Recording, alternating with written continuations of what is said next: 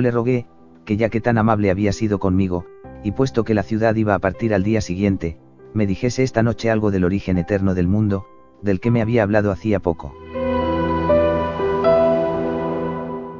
Yo, en cambio, os prometo, le dije, que como recompensa, en cuanto vuelva a mi luna, de la cual mi gobernador os acreditará que vengo, extenderé vuestra gloria contando las maravillas que vos me digáis.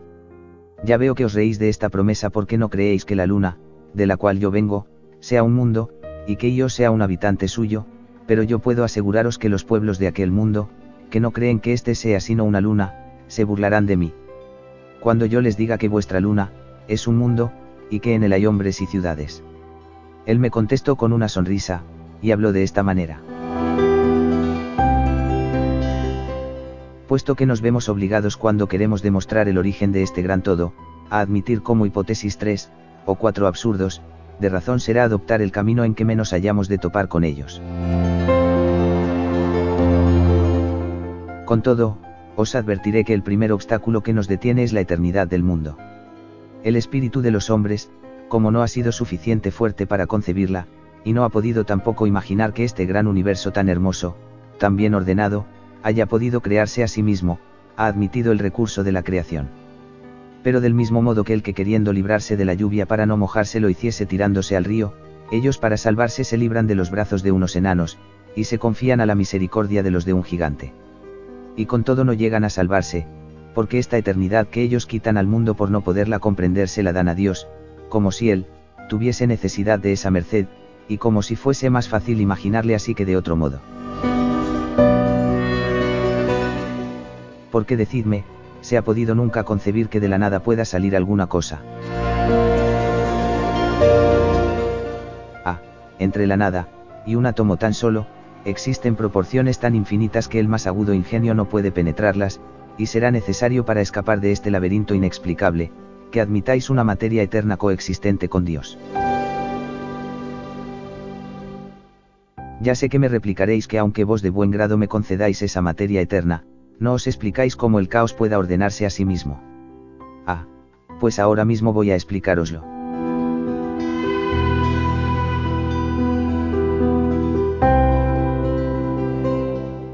Preciso es, pequeño animal mío, que luego que netamente hayamos separado cada corpúsculo visible en una infinidad de corpúsculos invisibles, imaginemos que el universo infinito no está compuesto sino de estos átomos infinitos. Muy sólidos, muy incorruptibles, muy sencillos, unos cúbicos, otros paralelográmicos, otros angulares, otros redondos, otros puntiagudos, otros piramidales, otros hexagónicos, otros ovales, y todos ellos obrando distintamente, y con movimiento acomodado a su figura.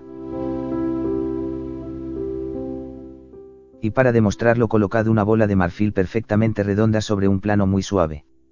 Al menor empuje que la imprimáis estará un cuarto de hora sin pararse. Pues bien, os digo, además, que si esta bola fuese tan perfectamente redonda como lo son algunos de los átomos de que os he hablado, y si la superficie en que la posáis estuviese perfectamente pulida, la bola no se detendría jamás. Pues si un artificio es capaz de imprimir a un cuerpo movimiento perpetuo, ¿por qué no hemos de conceder que pueda hacerlo también la naturaleza? Y lo mismo ocurre con otras figuras, como la cuadrada que pide el perpetuo reposo. Y otras un movimiento lateral. Y otras un medio movimiento, que podríamos llamar de trepidación. Y la redonda, cuyo destino es el rodar uniéndose con la pirámide, crea eso que nosotros llamamos fuego, porque no solamente el fuego se agita sin descanso, sino que atraviesa, y penetra fácilmente las cosas. El fuego tiene además diferentes efectos según la abertura, y calidad de los ángulos donde la figura redonda se junta, como, por ejemplo, el fuego de la pimienta, es distinto que el fuego del azúcar, y este distinto del de la canela, y el de la canela al de clavo de especia, y este distinto del de la chamusquina. Por otra parte, el fuego, que es el constructor de las partes, y del todo del universo, ha recogido y desarrollado en una encina todos los elementos necesarios para componer esa encina. Vos me preguntaréis cómo la casualidad puede haber reunido en un lugar todas las cosas necesarias para producir la encina.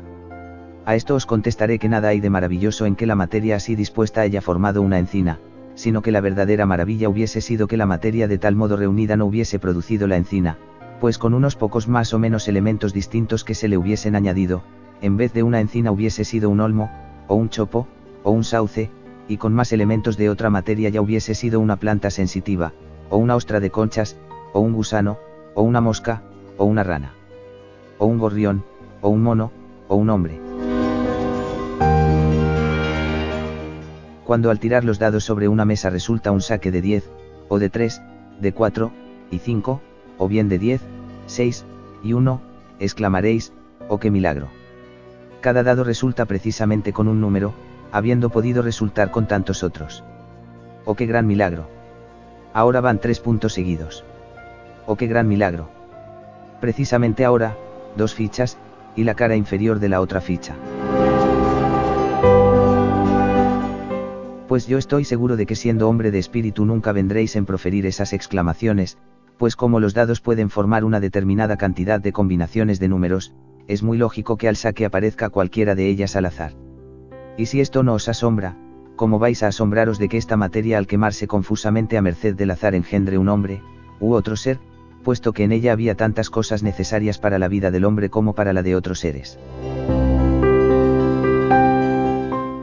¿Acaso ignoráis que más de 1.000.000 de veces ha sucedido que encaminándose esta materia, por natural destino a formar un hombre, se ha detenido en la mitad de su camino para formar ya una piedra, ya un pedazo de plomo, ya un coral, ya una flor, ya un cometa, y todo ello porque faltaban, o sobraban ciertos elementos para llegar a constituir precisamente un hombre?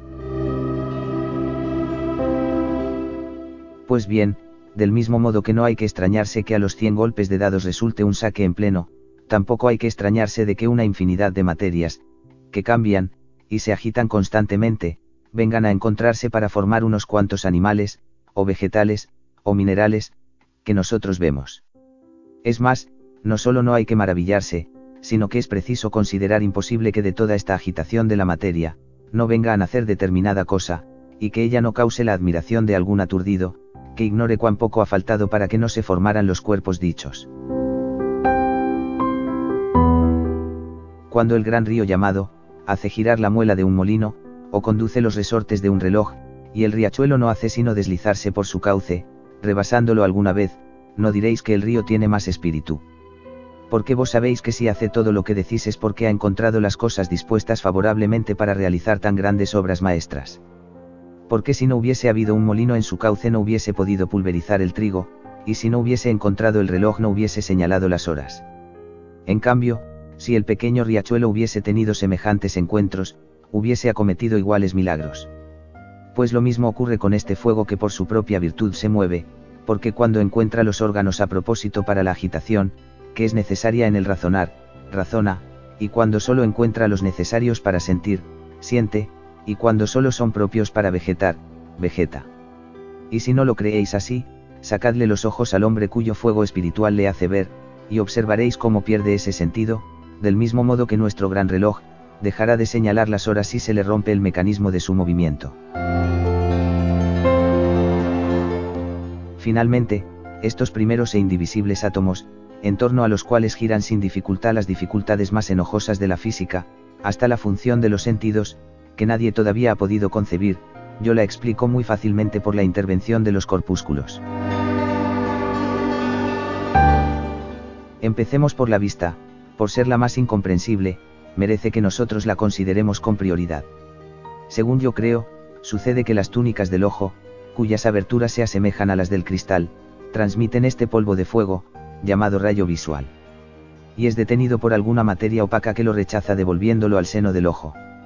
Entonces, al encontrar en el camino la imagen del objeto que lo rechaza, y como esta imagen, no es sino un número infinito de cuerpos pequeños que continuamente están en movimiento, y se separan conservando idéntica la superficie del objeto por nosotros mirado. Digo que esta imagen es por el fuego rechazada, y empujada, vuelve hasta nuestro ojo. Ya sé que no dejaréis de replicarme que esa superficie es un cuerpo opaco muy prieto, y que, sin embargo, en vez de rechazar los corpúsculos de que yo hablo, los deja penetrar a través de su masa. Pero os replicaré yo a mi vez que esos poros, están tallados formando la misma figura que tienen los átomos de fuego que la atraviesan. Y así como una criba de trigo no sirve para cribar arena, y una criba de arena no sirve para cribar trigo. Así una caja de madera de abeto, aunque sea muy fina, y permita que a través de ella penetren los sonidos, no consiente que la traspase la vista. Y una pieza de cristal, aunque sea transparente, y se deje penetrar por la vista, no puede ser traspasada por el tacto. En esto no pude yo contenerme y le interrumpí. Un gran poeta y filósofo de nuestro mundo ha hablado después de Epicuro, y este después de Demócrito, de estos pequeños cuerpos casi con las mismas razones que vos lo estáis haciendo. Por esto no me sorprende nada vuestro discurso, y os pido que lo continuéis, y me digáis, cómo fundándoos en esos mismos principios podríais explicaros, el ver vuestro cuerpo reproducido en un espejo. No es nada difícil, me contestó él. Imaginaos que los fuegos de vuestro ojo, después de atravesar el espejo, y encontrar detrás de él un cuerpo no diáfano, desandan el camino que recorrieron. Y al encontrarse esos pequeños cuerpos andando en superficies iguales, sobre el espejo los vuelven a llamar nuestros ojos, y nuestra imaginación, más ardiente que las otras facultades del alma, atrae hacia ella el más sutil, con el cual en su seno forma un retrato en miniatura. En cuanto al sentido del oído, no es más difícil de comprender.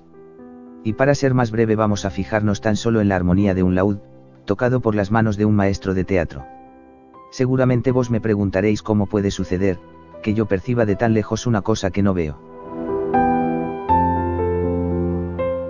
Es que sale de nuestras cejas, una esponja que se empapa con esa música, para volver a nuestros oídos con ella. O es que este músico engendra en mi cabeza otro musiquín con un laúd pequeño, y obligado a cantarme, como un eco las mismas canciones. Nada de esto, más sencillamente, este milagro procede de que la cuerda tensa, acaba por golpear los pequeños cuerpos de que el aire está compuesto, y los impulsa hasta nuestro cerebro, que se siente suavemente penetrado por esas peñas nada corporales. Y cuando la cuerda está tirante, su sonido es alto porque empuja los átomos más vigorosamente. Y el órgano de este modo penetrado, suministra a la fantasía los necesarios elementos para formarse su cuadro. Si esos elementos son pocos, sucede que, como nuestra memoria no ha tenido tiempo a terminar su imagen, nos vemos obligados a repetirle el mismo son. De modo que con los elementos que le suministran, por ejemplo, los compases de una zarabanda, ella tiene bastante para terminar el cuadro de esa zarabanda.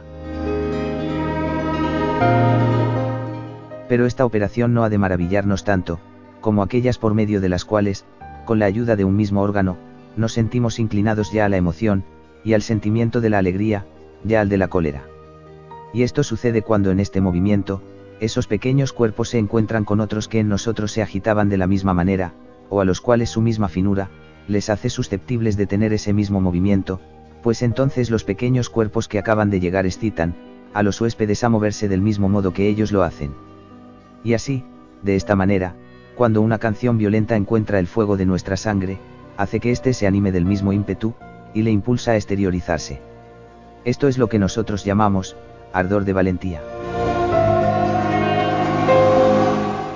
Si el sonido es más dulce, y tiene tan solo la facultad de levantar una llama mucho más pequeña, y débil haciéndola estremecer por los nervios, los miembros y los poros de nuestro cuerpo, entonces produce ese cosquilleo que se llama alegría. Lo mismo ocurre con el hervor de todas las demás pasiones, según que estos cuerpos pequeños sean lanzados más, o menos violentamente, sobre nosotros, según el movimiento que reciban por el encuentro de otras emociones, y según los cuerpos ya existentes en nosotros que tengan que agitarse. Lo mismo ocurre con el oído. La demostración del tacto, ya con todo esto no resulta difícil. Si se concibe que en toda materia palpable, se produce una emisión perpetua de pequeños cuerpos, y que a medida que nosotros la tocamos va creciendo esa emisión, porque nosotros exprimimos esos corpúsculos, de la misma materia, como exprimimos el agua de una esponja al apretarla. Los duros dan al órgano del tacto la sensación de su solidez, los blandos, la de su suavidad, los ásperos, etc. Y si no fuese así, no dejaríamos percibir con tanta finura, y discernimiento por medio del tacto, cuando tenemos las manos cansadas por el trabajo, o recubiertas de cal que, por no ser porosa ni animada, solo con mucha dificultad transmite los alientos de la materia. Alguien querrá averiguar en dónde reside el órgano del tacto. Yo por mi parte creo que está esa residencia repartida por toda la superficie de nuestra masa, puesto que nuestro cuerpo, siente en todas sus partes. Ahora bien, creo que cuanto más cerca de la cabeza está el miembro, con que tocamos más sutil es la distinción de este sentido. Lo cual puede probarse recordando que cuando tenemos los ojos cerrados, tocamos con las manos las cosas para percibirlas con más facilidad, porque si las tocásemos con el pie, no sería más difícil reconocerlas. Y esto sucede porque como nuestra piel en toda su extensión está cribada por pequeños poros, nuestros nervios, cuya materia no es más compacta, pierden durante su camino muchos de esos átomos, que se quedan detenidos en las pequeñas porosidades de su contextura, y no llegan hasta el cerebro, que es el término de su viaje. Ahora me queda el hablaros del olfato, y del gusto. Decidme, cuando yo gusto un fruto, no es porque él atraviesa el calor de mi boca. Confesadme que teniendo una pera, entre sus elementos algunas sales que al disolverse, se separan en pequeños cuerpos de otra figura, que los que componen el sabor de una manzana. Es necesario que hieran nuestro paladar de modo muy diferente, del mismo modo que el sobresalto, que me produce sentir mi piel atravesada por el hierro, de una pica, no es idéntico al que me hace sufrir la bala de una pistola, ni el de la bala de esta pistola, igual al dolor que me produce ser atravesado por una flecha de punta cuadrada de acero. Del olfato no tengo nada que decir, puesto que los mismos filósofos, confiesan que es causa de la continua emisión de pequeños cuerpos. Y ya, basándome en este principio, voy a explicaros la creación, la armonía, y la influencia de los globos celestes, y la innumerable variedad de los meteoros. Se disponía él a continuar, pero el huésped viejo entró cuando él pasaba estas razones, y le hizo pensar a nuestro filósofo en retirarse a descansar. Venía con vasos llenos de gusanos luminosos para dar luz a nuestra sala, pero como estos insectos de fuego pierden su brillo cuando no están recientemente recogidos, y estos ya tenían 10 días, casi no alumbraban nada. Entonces mi demonio, no queriendo que la asamblea se sintiese molesta, subió a su alcoba y volvió luego con 2 bolas de fuego tan brillantes, que todos nos asombramos de que sosteniéndolas no se quemase los dedos. Estas antorchas incombustibles, nos dijo él, nos alumbrarán mejor que vuestros vasos de gusanos. Son rayos puros de sol, a los que yo he quitado la fuerza de su calor, porque de otro modo las cualidades corrosivas, de su fuego hubiesen herido vuestra vista, deslumbrándola. Yo he recogido estos rayos, he fijado su luz, y la he encerrado en estas bolas transparentes que ahora veis. Esto no debe extrañaros nada, porque a mí, que he nacido en el sol, no me es más difícil el condensar sus rayos, que no son sino el polvo de este mundo, que os lo es a vosotros, el recoger las partículas, o átomos pulverizados de la tierra de este mundo.